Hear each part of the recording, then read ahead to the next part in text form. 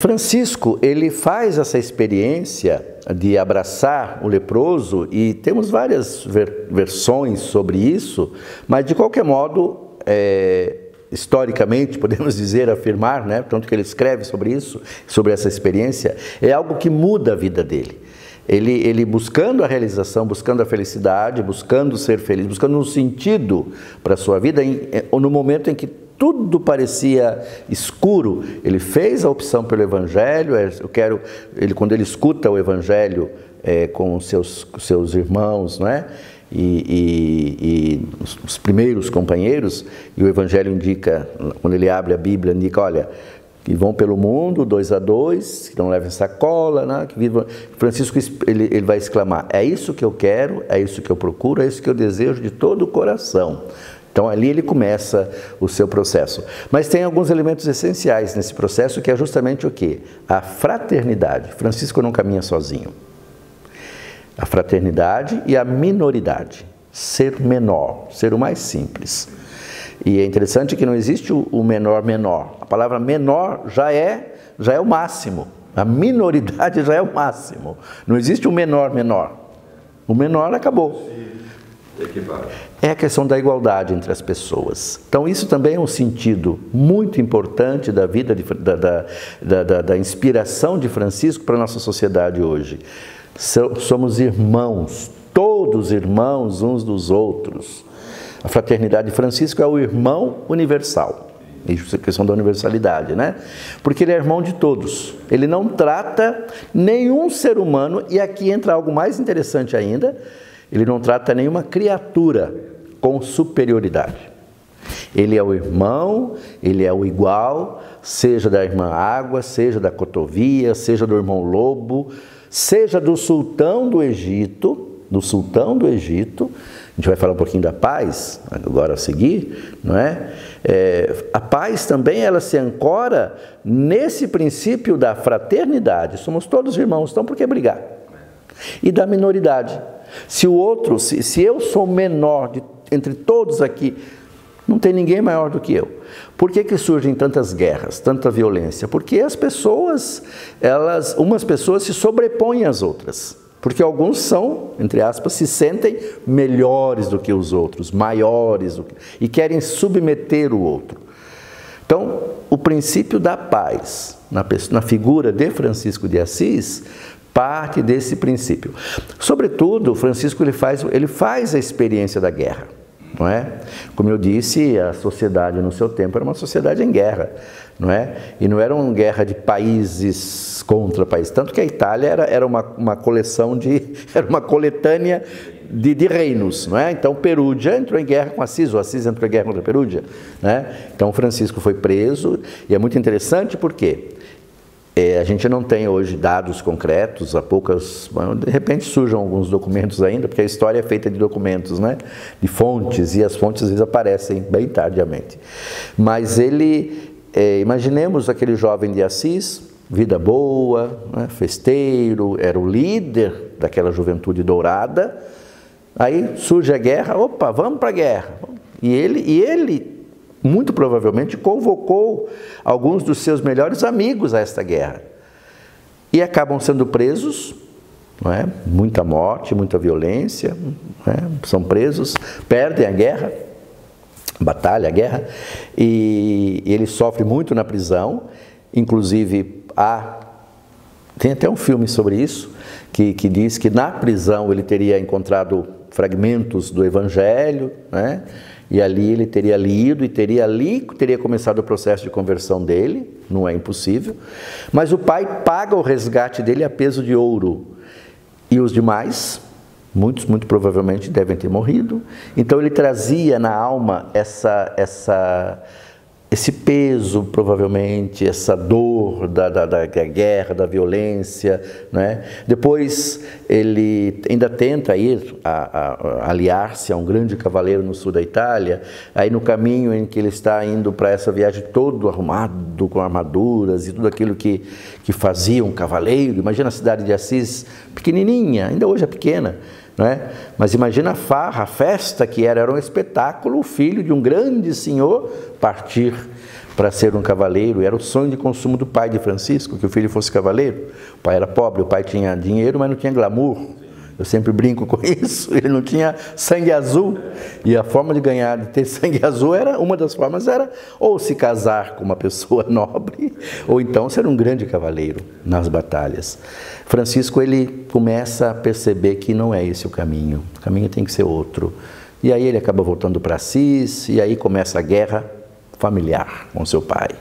Então Francisco enfrentou muitos conflitos relacionados a isso, tanto que quando ele se torna já o grande pregador, já começa a ter os seus amigos no seu entorno, os seus seguidores, a paz vai ser sempre um ponto de referência na vida de Francisco. E tanto que nós temos um dos pontos assim mais marcantes nesse processo, quando ele estabelece a paz entre o potestá, que é o governador da cidade, e o bispo. Os dois não se falavam. Então Francisco faz com que os dois se estabeleçam, que a paz se estabeleça. Por onde ele andava, ele conseguia que as pessoas passassem a dialogar e a conversar de novo.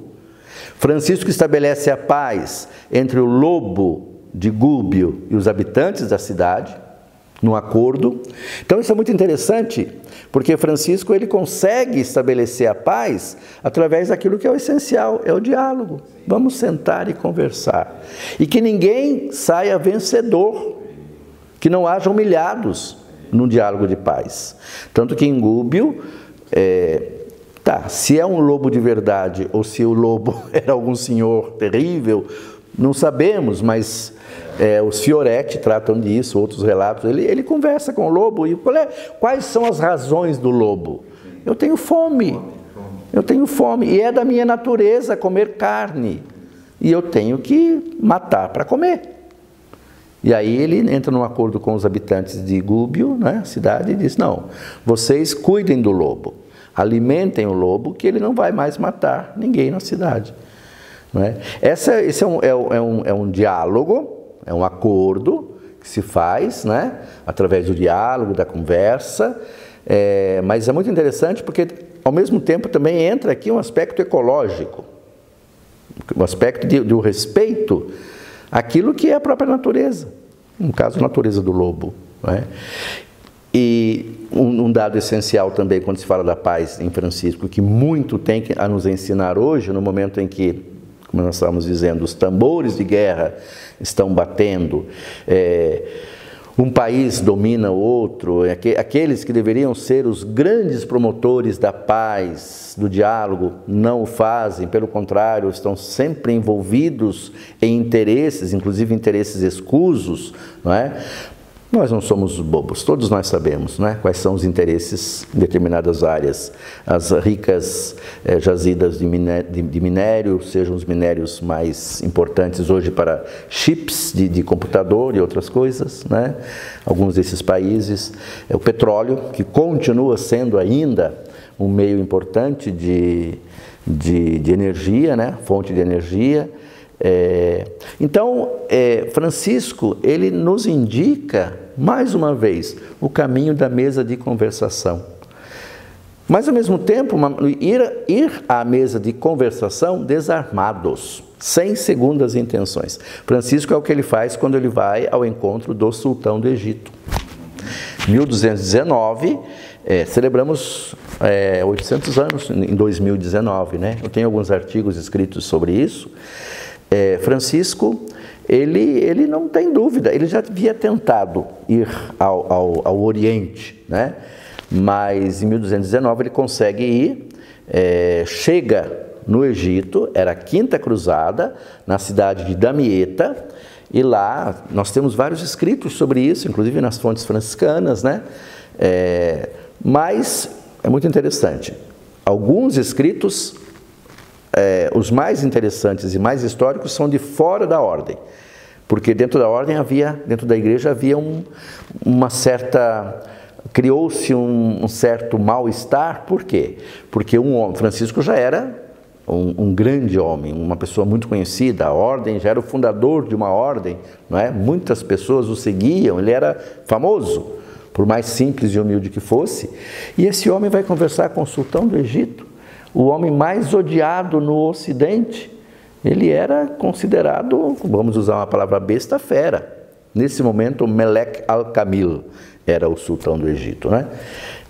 Francisco chega no Campo Cruzado, ali ele faz a experiência também da violência que era a guerra. Ele chega no momento ali de uma certa trégua, porque já havia sido os dois campos de batalha, os dois grupos, né? Estavam já quase exauridos, não é? Fome, doença, muita miséria naquele campo de batalha, e Francisco experimenta, ele vê a guerra nua e crua. Mesmo assim, ele pede permissão, não é? Ao núncio, que estava ali, o legado papal, que também estava presente, é uma guerra religiosa. O legado diz: não, eu não deixo você ir. Mas ele insiste. Aí ele diz: você vai, mas não fala que eu deixei. Então Francisco vai ao encontro do sultão. Não temos muitos relatos, mas o relato que nós temos é de que ele chegou lá e se apresentou, falou: eu vim para conversar. E quero levar a tua alma a Deus, se você quiser se converter. Mas não era o objetivo principal de Francisco a conversão do sultão. Era a conversa, era o diálogo, não é? E passa um tempo ali, não sabemos quanto tempo, mas a gente tem a data de chegada dele e depois a data em que ele já vai aparecer ali na Terra Santa, onde os frades já estavam, não é? Apesar da presença islâmica, os frades tinham também uma presença ali. Então Francisco estabelece um diálogo com o sultão. E os dois conversam, os dois. O que é mais importante nesse relato da vida de Francisco em relação à paz? É que a paz é sempre possível.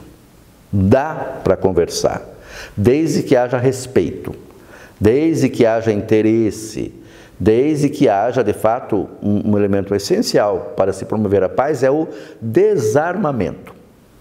Francisco não foi armado, não levou nada. Tanto que dizem que quando ele chegou, o pessoal já queria, imagina um ocidental, eles chamavam de franco, né? Um franco aqui, não pode, ele vai ter que ser, já queriam cortar a cabeça dele. E aí o sultão e outros: não, calma, o que ele quer? Ele diz: olha, eu queria anunciar para você o Evangelho de Jesus. Aí o sultão diz: se ele está preocupado com a minha salvação, por que nós vamos matá-lo? Vamos escutá-lo. O sultão também era um personagem muito interessante. Assim, para ver o diálogo é preciso que haja pessoas adultas, maduras, que buscam o bem. Não basta um só. Tem que ter abertura. E Francisco faz isso, e o sultão também se abre. Quando Francisco termina, depois de conversar em vários dias, Francisco ele quer retornar. O sultão quer que ele permaneça lá. Dá presentes a ele e diz para ele: eu vou te dar a terra, se você quiser, dar todas as riquezas para você ficar aqui. Francisco não aceita, apenas ele aceita: me dê comida para a minha viagem. Mas o sultão dá a Francisco o shofar, que é o chifre de carneiro, que é usado para chamar para a oração islâmica, não é? As várias orações durante o dia.